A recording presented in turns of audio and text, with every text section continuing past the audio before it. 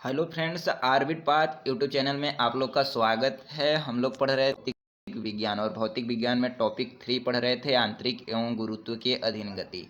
और इसमें जो बनने वाले हैं इम्पोर्टेंट क्वेश्चन जो प्रीवियस पेपर में आए हुए हैं, देख लो 2023 तक अपडेटेड क्वेश्चन जितने भी हैं उनको हम लोग क्या कर रहे हैं। ठीक है दोस्तों, तो इसमें हमने पार्ट 1 करा लिया है। जो नहीं देखा होगा डिस्क्रिप्शन में लिंक होगा भौतिक विज्ञान के नाम से, और तीसरा वीडियो जो होगा वह होगा यांत्रिकी एवं गुरुत्व के अधीन गति और पार्ट 1। ठीक है, उसका देख लेना, फिर पार्ट 2 भी देख लेना। तो आज पार्ट 2 चल रहा है, इसको देख लो, फिर जाकर वह वीडियो देख लेना। ठीक है दोस्तों, बाकी इसके अलावा बहुत सारे हम क्या विषय चला रहे हैं, जैसे भारत का भूगोल, विश्व का भूगोल, भारतीय संविधान और भारतीय इतिहास। सब डिस्क्रिप्शन में लिंक होगा या हमारे चैनल के प्लेलिस्ट में जाकर देख लेना, सब मिल जाएगा ऑनलाइनर के फॉर्मेट में। ठीक है दोस्तों, तो जो इम्पोर्टेंट क्वेश्चन हैं, ठीक है, आप लोग अगर वनडे एग्जाम की तैयारी कर रहे हो या किसी चीज़ की तैयारी कर रहे हो, बीपीएससी या यूपीएससी या किसी चीज़ की तैयारी कर रहे हो, उसके लिए अति महत्वपूर्ण विज्ञान के प्रश्न यहीं से आएंगे। 95% कह रहा हूँ। ठीक है दोस्तों, क्योंकि यह जितने भी भारत में पेपर होते हैं वह सारे पेपर से क्वेश्चन विज्ञान के यहाँ पर उठाकर ला दिए गए हैं। ठीक है, तो जो पहला पार्ट हो गया वह तो हो गया है। सेकेंड पार्ट हम लोग देखेंगे कहाँ से तक पढ़ लिए थे, तो बताते हैं कहाँ तक पढ़ लिए थे दोस्तों। यहाँ तक हम लोगों ने पढ़ लिया था। कहाँ तक? तो गैल्वेनोमीटर को किससे जोड़कर वोल्ट मीटर में परिवर्तित किया जाता है? तो श्रेणी में उच्च प्रतिरोध से। ठीक है, इसको पढ़ लिए थे। अगला जो क्वेश्चन है उसको पढ़ेंगे आज से, कि किसी पदार्थ के क्या बोल रहा है कि इसमें देखिए व्याख्या करने का समय नहीं मिलेगा, क्योंकि इतने क्वेश्चन हैं ना दोस्तों, एक एक टॉपिक से 50-50, 100-100, 150-150 क्वेश्चन हैं, इसलिए हमारे को जो व्याख्या करने का जो है वह समय नहीं मिलेगा। तो इसके लिए मैं माफ़ी चाहूँगा, क्योंकि मैं व्याख्या नहीं कर पाऊँगा। और जो क्वेश्चन है अगर यथावत उसी क्वेश्चन को आप लोग रट लेते हो तो आप लोगों के लिए यह अति महत्वपूर्ण साबित होगा पेपर के लिए। ठीक है दोस्तों, तो पहला जो क्वेश्चन है आज का, कि किसी पदार्थ के खाली स्थान को उस पदार्थ की सतह से एक मुक्त इलेक्ट्रॉन को दूर करने के लिए लगने वाले आवश्यक काम की न्यूनतम राशि के रूप में परिभाषित किया जाता है। तो कार्यफलन। क्या? कार्यफलन। तो इसका सेंटेंस कैसे बनेगा? किसी पदार्थ के कार्यफलन को उस पदार्थ की सतह से एक मुक्त इलेक्ट्रॉन को दूर करने के लिए लगने वाले आवश्यक काम की न्यूनतम राशि के रूप में परिभाषित किया जाता है। ठीक है दोस्तों, अगला जो क्वेश्चन है इसमें आसान आसान भी क्वेश्चन है, कठिन कठिन भी क्वेश्चन है। ठीक है, तो आसान आसान केवल पढ़ना हमारा उद्देश्य नहीं है, हमको पेपर निकालना मेरा उद्देश्य है, न कि आसान पढ़ना उद्देश्य है। तो इसको पढ़ना जरूरी है। अगला क्वेश्चन कह रहा है कि किसी प्रणाली, क्या कह रहा है कि, एक मिनट दोस्तों, चल क्यों नहीं रहा है, एक मिनट, ठीक है, किसी प्रणाली पर लगाए गए बाहरी बल द्वारा, क्या कह रहा है, किसी प्रणाली पर लगाए गए बाहरी बल द्वारा उस प्रणाली पर के द्वारा किए गए ऊर्जा के आंतरिक हस्तांतरण को कहते हैं। ठीक है, लग रहा है पेन डिस्टर्ब हो गया है, फिर से देख रहे हैं। किसी प्रणाली पर लगाए गए बाहरी बल द्वारा उस प्रणाली को या एक प्रणाली के द्वारा किए गए ऊर्जा के आंतरिक हस्तांतरण को क्या कहते हैं? कार्य कहते हैं। क्या कहते हैं? काम कहते हैं। ठीक है, यह जिस जिस प्रकार से क्वेश्चन पूछा गया है उसी उसी प्रकार से हम पढ़ा रहे हैं। अगला क्वेश्चन कर रहा है, किए गए कार्य की दर है तो शक्ति P बराबर क्या होता है? W/T। तो कार्य की दर क्या होगा?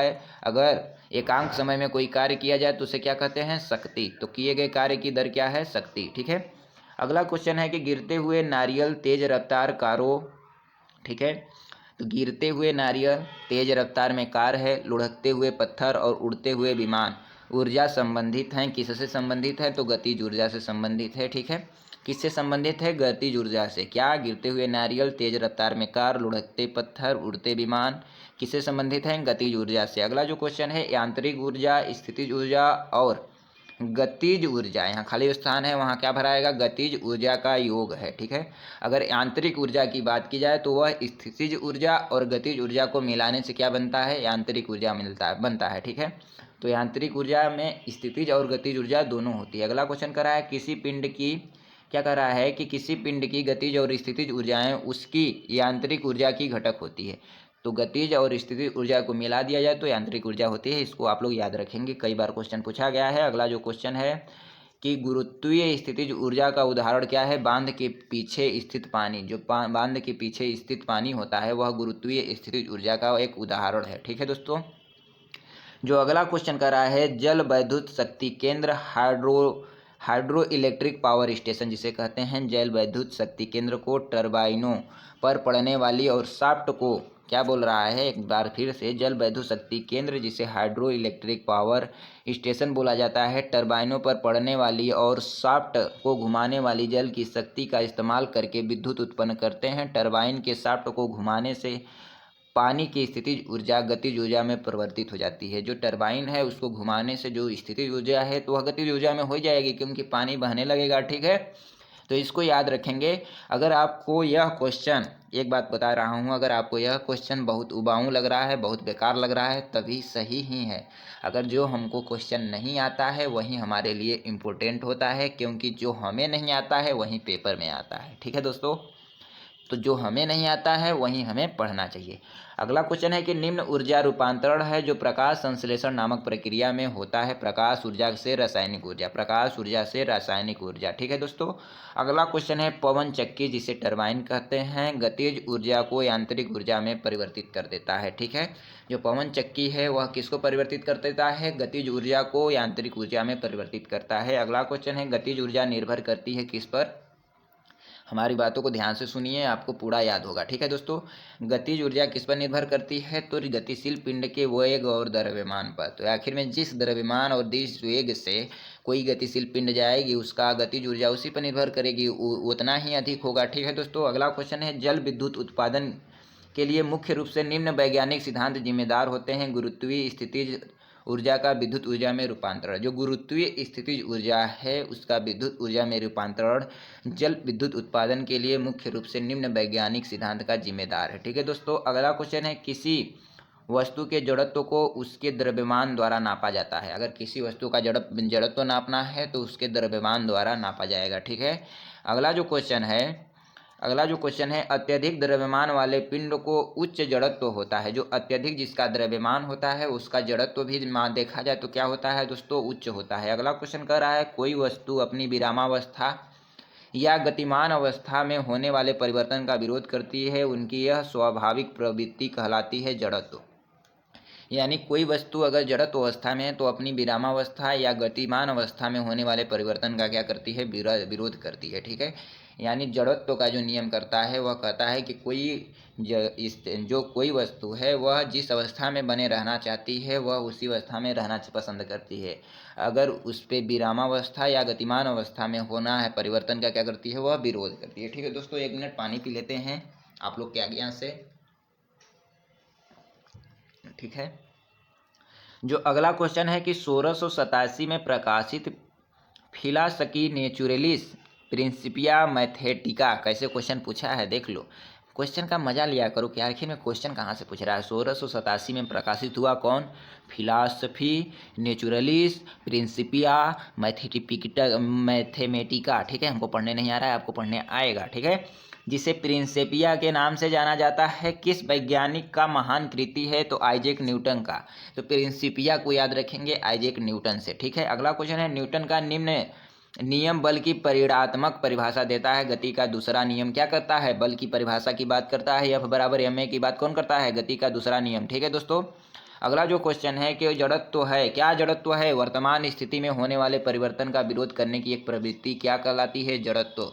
ठीक है, यानी जो स्थिति जिस स्थिति में है उसी स्थिति में बनना रहना चाहती है, अगर उस पर कोई भी बल लगाया जाए तो वह उसका विरोध करती है। अगला क्वेश्चन है कि एकदम परिभाषा भी दे दिया, जब तक किसी वस्तु पर बाहरी बल न लगे तब तक स्थिर वस्तु विरामावस्था में रहती है, या यदि वह गतिशील है तो निश्चित गति से एक सरल रेखा में गतिशील रहती है। यह नियम बताता है जड़त्व का नियम। ठीक है, कई बार समझा चुके हैं कल से और आज तक, तो इसको याद हो जाना चाहिए। जड़त्व का नियम एक इम्पोर्टेंट है आपके पेपर के लिए।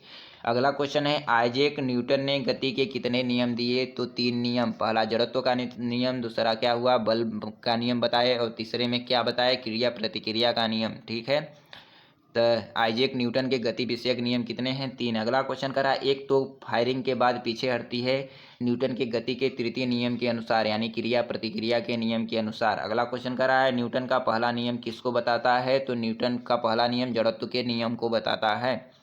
अगला क्वेश्चन है एक वस्तु जब तक स्थिर है तब तक वह स्थिर रहेगी, और यदि उसे गति में है तो गति में रहेगी जब तक कि उस पर कोई बाह्य बल न लगाया जाए। वह गति का कौन सा नियम है? प्रथम नियम है, ठीक है, प्रथम नियम है यानी जड़त्व का नियम है। अगला जो क्वेश्चन है, एक बल क्या कर रहा है? एक बल उस वस्तु पर कार्य करता है जो चलने के लिए स्वतंत्र है। यदि हम बल की मात्रा तथा वस्तु का द्रव्यमान ज्ञात है तो न्यूटन की गति का दूसरा नियम हमें वस्तु के त्वरण को निर्धारित करने में सक्षम बनाता है। तो दूसरा नियम हमें बल को बताता है यानी त्वरण को बताता है, ठीक है, त्वरण को बताता है, ठीक है। न्यूटन का प्रथम नियम, न्यूटन का द्वितीय नियम किसको बताता है? जड़। द्वितीय नियम तो बल को बताता है, तो यहाँ द्वितीय नियम बल को बताना चाहिए, ठीक है। अगला क्वेश्चन है दोस्तों, क्या है कि रॉकेट प्रणोदन प्रौद्योगिकी क्या कर रहा है? रॉकेट प्रणोदन प्रौद्योगिकी निम्न वैज्ञानिक सिद्धांत पर काम करती है। तो न्यूटन के गति के नियम पर क्या रॉकेट प्रणोदन रॉकेट सबसे छोड़ो, रॉकेट को याद करो। रॉकेट किस पर याद करती है? किस पर सिद्धांत पर काम करती है? तो न्यूटन के गति के तृतीय नियम पर। अगला क्वेश्चन कर रहा है बल के आयाम, बल का बीमा, आयाम मतलब बीमा क्या है? mlt-2, mlt-2। अभी हमारे पास समय नहीं है, नहीं तो आपको बताते कि बीमा भी कैसे निकाला जाता है। बीमा कैसे निकाला जाता है? मात्रक से निकाला जाता है, ठीक है। तो जिसका मात्रक आपको मालूम रहेगा उसका बीमा भी, जिसका सूत्र मालूम रहेगा उसको बीमा भी आप निकाल सकते हैं। लेकिन अगर बीमा याद रखना है, बल का पूछा जाता है बार बार, तो इसलिए इसका याद रखेंगे। बल की बीमा क्या होती है? mlt-2, ठीक है। m किससे संबंधित है? द्रव्यमान से। l लंबाई मीटर से संबंधित है। t समय से, सेकंड से संबंधित है, ठीक है। अगला जो क्वेश्चन है कि यदि दो बल विपरीत दिशाओं में किसी पिंड पर कार्य करते हैं तो उस पर कार्य करने वाले शुद्ध बल का परिणाम दोनों बलों के परिणाम का होता है क्या? अंतर होता है। क्या होता है? अंतर होता है। अगला क्वेश्चन है निम्न मात्रा को मरोड़ संतुलन का उपयोग करके मापा जाता है तो बल। तो बल का क्या किया जाता है? निम्न मात्रा को मरोड़ संतुलन का उपयोग करके मापा जाता है। यह क्वेश्चन मेरे द्वारा नहीं बनाया गया है, पेपर के द्वारा बनाया गया है, इसलिए इसको इस तरह से पढ़ना पड़ेगा आपको, ठीक है। अगला क्वेश्चन है बल के परास का घातांक। अगर पूछा जाए कि बल के परास का घातांक 10-16 होता है तो दुर्बल नाभिकीय का, किसका? दुर्बल नाभिकीय का, ठीक है दोस्तों। अगला जो क्वेश्चन कह रहा है कि बल आघूर्ण की दिशा होती है प्रयुक्त बल की दिशा के लंबवत। जो बल आघूर्ण की दिशा है, जो प्रयुक्त बल की दिशा है उसके लंबवत होती है। अगला क्वेश्चन कर रहा है बल क्या कर रहा है? बल की एसआई इकाई। तो इकाई कई प्रकार से मापी जाती है। एसआई इकाई होती है, एमकेएस इकाई होती है, और क्या सीजीएस इकाई होती है। तो जो इंटरनेशनली इकाई होती है, जो महत्वपूर्ण इकाई है, वह क्या होती है? एसआई इकाई, ठीक है। तो एसआई इकाई को, जो बल की एसआई इकाई है बल आघूर्ण की, वह क्या है? Newton metre. बल का क्या है? न्यूटन। अगर बल आघूर्ण की बात करें तो न्यूटन मीटर, ठीक है दोस्तों। अगला क्वेश्चन कर रहा है बल के अनुप्रयोग के बिंदु और रोटेशन के धुरी के बीच सीधी दूरी को क्या कहते हैं? आघूर्ण भुजा। क्या कहते हैं? आघूर्ण भुजा। अगला क्वेश्चन कर रहा है घूर्णन क्या कर रहा है? घूर्णन करने वाली वस्तु पर लगाए गए एक बड़े बल का परिणाम बड़े बल आघूर्ण में होता है। अगर क्वेश्चन कहे कि घूर्णन करने वाली वस्तु पर लगाए गए एक बड़े बल का परिणाम बड़े बल आघूर्ण में होता है, ठीक है दोस्तों। अगला जो क्वेश्चन है, ये सारे क्वेश्चन पूछे गए हैं, बहुत इंपॉर्टेंट हैं, बार बार कहना का मेरा उद्देश्य है कि आप लोग को ध्यान देना होगा। अगला क्वेश्चन है कि विज्ञान में किसी वस्तु पर लगने वाले धक्के या खिंचाव को क्या कहते हैं? तो बल कहते हैं। जो विज्ञान में किसी वस्तु पर या धक्का लग जाए या खिंचाव हो जाए तो उसे क्या कहेंगे? बल कहेंगे। अगला क्वेश्चन कर रहा है यदि वस्तु और संवेग में अनिश्चितता बराबर है तो वेग में अनिश्चितता होगी 1/2। इसको मत याद रखो, ठीक है। अगला क्वेश्चन कर रहा है दूरी का सूत्र है, जो याद करने लायक होगा वही ना याद करेंगे, ये तो फार्मूला है तो उसको याद क्या करेंगे, ठीक है। दूरी का सूत्र है क्या? दूरी का सूत्र है, दूरी का सूत्र की बात की जाए तो दूरी का सूत्र है कि गति इंटू समय। दूरी का सूत्र क्या है? वेग इंटू समय। दूरी बराबर चाल गुणे समय। तो चाल को गति में भी नापते हैं तो चाल गुणे समय, तो दूरी बराबर चाल गुणे समय, ठीक है। अगला क्वेश्चन है दिया गया समीकरण क्या कर रहा है? दिया गया समीकरण एक वृत्ताकार पथ पर चलने वाली पिंड की गति का गुण प्रदान करता है। इस समीकरण में भी क्या है? चाल बट्टे गति, चाल या गति। जो भी है वह क्या है? चाल या गति कहेंगे। वृत्ताकार पथ पर चलने वाली पिंड की गति का गुण प्रदान करता है कौन? दिया गया समीकरण, ठीक है। अगला क्वेश्चन है कि किसी वस्तु द्वारा एकांक समय में तय की गई दूरी को क्या कहेंगे? चाल। चाल बराबर दूरी बट्टा समय होता है, तो समय को एक माने तो एकांक समय में चली गई दूरी को क्या कहेंगे? चाल कहेंगे, ठीक है दोस्तों। अगला जो क्वेश्चन है वह कह रहा है कि एक वस्तु को किसी प्रकार की गति में कहा जाएगा यदि किसी सरल रेखा में चलते हुए उसकी चाल परिवर्तित होती रहती है तो असमान गति। अगला क्वेश्चन है प्रक्षेप पथ को उसका प्रक्षेप पथ कहा जाता है। कोई बात नहीं, प्रक्षेप के पथ को क्या कह रहा है? प्रक्षेप के पथ को उसका प्रक्षेप पथ कहा जाता है। अगला क्वेश्चन कर रहा है जब किसी कण को ऊर्ध्वाधर ऊपर की ओर फेंका जाता है और जब वह उससे ऊंचे बिंदु तक पहुंच जाता है जो उसका त्वरण नीचे की ओर होता है, यानी जब वह उससे ऊंचे बिंदु तक पहुंच जाता है जब उसका त्वरण नीचे की ओर होता है। त्वरण जब नीचे की ओर काम करता है तो वह एकदम ऊंचाई पर होता है। ठीक है, अगला क्वेश्चन करा है, यदि एक गेंद को ऊपर फेंकी जाती है तो निम्न परिवर्तन नहीं होगा त्वरण में। अगर आपको क्वेश्चन नहीं समझ में आ रहा है 2 बार 3 बार सुन लिया करो। ठीक है, यदि एक गेंद ऊपर की ओर फेंकी जा रही है तो क्या कार्य कर रहा है, त्वरण कार्य कर रहा है उसको नीचे लाने के लिए। ठीक है, त्वरण क्या होता है, जी गुरुत्वीय त्वरण काम करता है। किसी वस्तु को ऊपर फेंकते हैं तो वह नीचे आती है। तो ठीक है, अगला क्वेश्चन है, एक प्रक्षेप गति में प्राप्त की गई क्षैतिज सीमा में एक समान होती है चाहे वह वस्तु की थीटा और 90 अंश का थीटा पर प्रक्षेपित किया जाए। एक प्रक्षेप गति में प्राप्त की गई क्षैतिज सीमा एक समान होती है चाहे वस्तु की थीटा और 90 अंश का थीटा पर प्रक्षेपित किया जाए। अगला क्वेश्चन जो कह रहा है कि एक तोप का गोला दागा गया है, इस गोले की गति प्रक्षेप का उदाहरण है। प्रक्षेप गति का उदाहरण क्या है, अगर एक तोप का गोला दागा गया है तो उसमें पूछा जाए कि किस गति का उदाहरण है, तो प्रक्षेप गति का बता देंगे। ठीक है दोस्तों, अगला क्वेश्चन कर रहा है, यदि कोई वस्तु ऊपर की ओर फेंकी जाए तो अधिकतम ऊंचाई पर पहुंचने पर उसका वेग क्या होगा। तो एकदम जो मैक्सिमम ऊंचाई होगी, यानी कि एकदम जो लास्ट उसकी ऊंचाई होगी, तो वहां पर उसका वेग तो 0 होगा, क्योंकि वहां पर जाकर वह रुक जाएगा, फिर नीचे की तरफ आएगा। अगला क्वेश्चन कर रहा है, पृथ्वी की सतह से फायर किए गए एक प्रक्षेप गति के दौरान, अगर पृथ्वी से कोई वस्तु पृथ्वी की सतह से फायर किए गए एक प्रक्षेप की गति के दौरान उसकी वेग का क्षैतिज घटक स्थिर रहता है, यानी उसका जो वेग है उसका क्षैतिज घटक क्या रहता है, स्थिर रहता है। ठीक है, क्योंकि वो क्षैतिज अवस्था में जाता है तो उसका वेग जो है क्षैतिज घटक क्या है, स्थिर है, ऊपर नीचे नहीं रहेगा, बाकी वेग तो जाता रहेगा, दौड़ता रहेगा। ठीक है, अगला क्वेश्चन करा है, प्रति इकाई समय में, क्या प्रति इकाई समय में किसी वस्तु के वेग के परिवर्तन की दर को क्या कहते हैं, त्वरण कहते हैं। याद रखेंगे, वेग की परिवर्तन को क्या कहते हैं, त्वरण। तो त्वरण क्या होता है, वेग परिवर्तन की दर। ठीक है, v/t और एकांक समय में क्या चले गए वेग को क्या कहेंगे, त्वरण कहेंगे। ठीक है, त्वरण के अगर वेग घटने की दर को क्या कहेंगे, मंदन कहेंगे। ठीक है, एक क्वेश्चन यहाँ से रख लो, वेग घटने की दर को त्वरण, तो त्वरण को ए से दर्शाते हैं और मंदन को -a से। त्वरण के एसआई मात्रक में सेकेंड का घातांक होता है -2। ठीक है, त्वरण का जो एसआई मात्रक है उसमें सेकेंड का जो घातांक होता है क्या होता है, -2 होता है। ठीक है, मीटर प्रति सेकेंड स्क्वायर होता है, सॉरी दोस्तों, मीटर प्रति सेकेंड स्क्वायर होता है त्वरण का जो इकाई मात्रक है। ठीक है, मीटर प्रति सेकेंड स्क्वायर। ठीक है, अगला जो क्वेश्चन है कि त्वरण वेग के परिवर्तन के दर के बराबर है। ठीक है दोस्तों, त्वरण क्या होता है, मात्रा का व्युत्क्रमानुपाती तथा बल का समानुपाती। ठीक है, जो त्वरण होता है मात्रा का व्युत्क्रमानुपाती तथा बल का समानुपाती होता है। ठीक है, अगला क्वेश्चन है कि एक वेग समय ग्राफ की ढलान दर्शाती है त्वरण, जो एक वेग समय ग्राफ की ढलान को दर्शाती है कौन, त्वरण।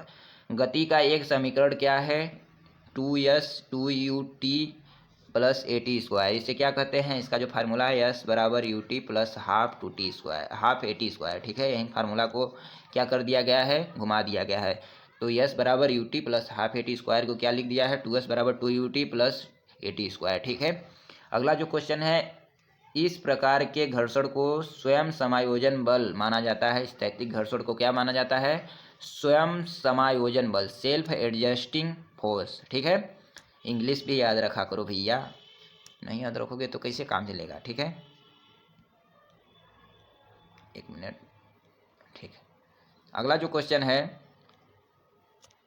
क्या कर रहा है, घर्षण सतहों की चिकनाई पर निर्भर करता है, घर्षण बल हमेशा प्रयुक्त बलों का विरोध करता है। ठीक है, घर्षण बल क्या कर रहा है, जो कोई बल है उसका विरोध करता है, तो यानी विरोध करने की प्रक्रिया को ही क्या कहते हैं, घर्षण। यदि घर्षण बल ना हो तो हम जैसे हैं उड़ते रहेंगे, चलते रहेंगे, अगर चल दिए तो एक बार तो चलते ही रहेंगे, पहिया चल दी तो चलते ही रहेंगे, रुकेंगे ही नहीं। ठीक है, अगला क्वेश्चन है, हम बिना फिसले पृथ्वी पर चलते हैं किसके कारण, घर्षण बल के कारण।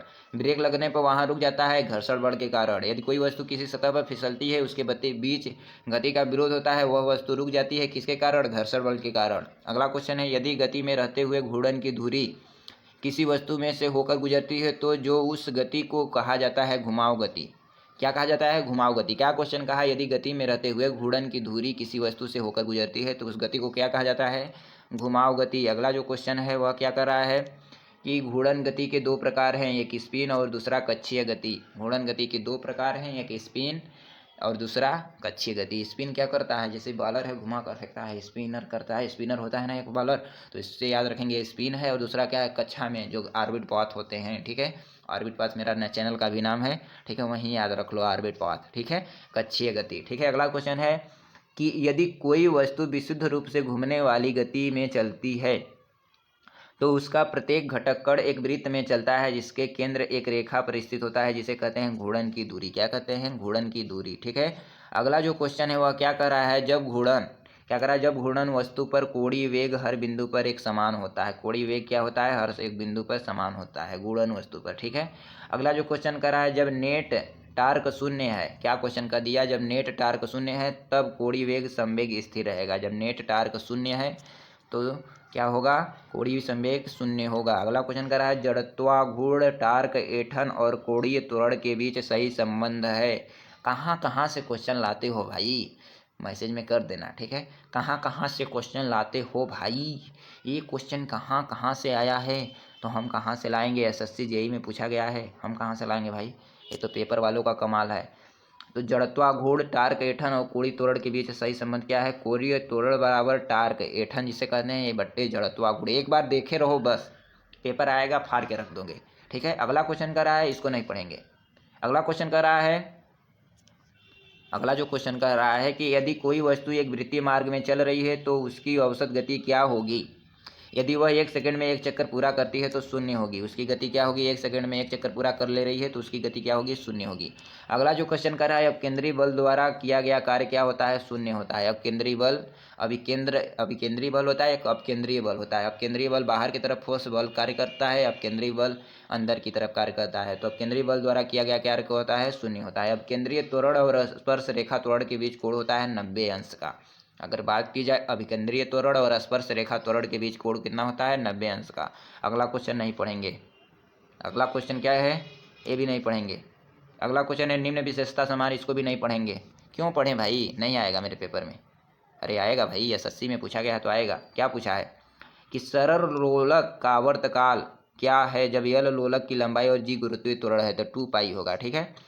तो सरल लोलक का आवर्तकाल 2 पाई है यदि यल लोलक की लंबाई और जी गुरुत्वीय त्वरण है।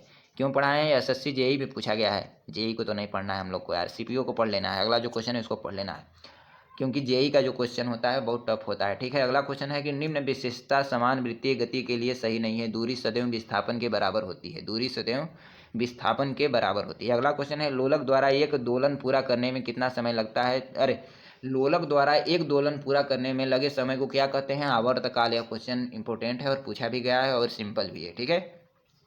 तो लोलक द्वारा एक दोलन पूरा करने में लगे समय को क्या कहते हैं? आवर्तकाल कहते हैं। ठीक है।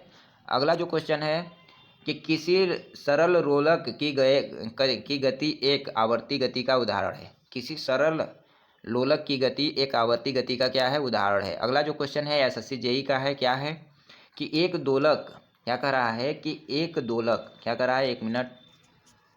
ठीक है। क्या कर रहा है? कभी कभी पेन नहीं चल रहा है, सॉरी दोस्तों। कि एक दोलक पेंडुलम जिसे कहते हैं कि चंद्रमा पर समय अवधि उस पृथ्वी पर समय अवधि से क्या होगी? बढ़ेगी। ठीक है।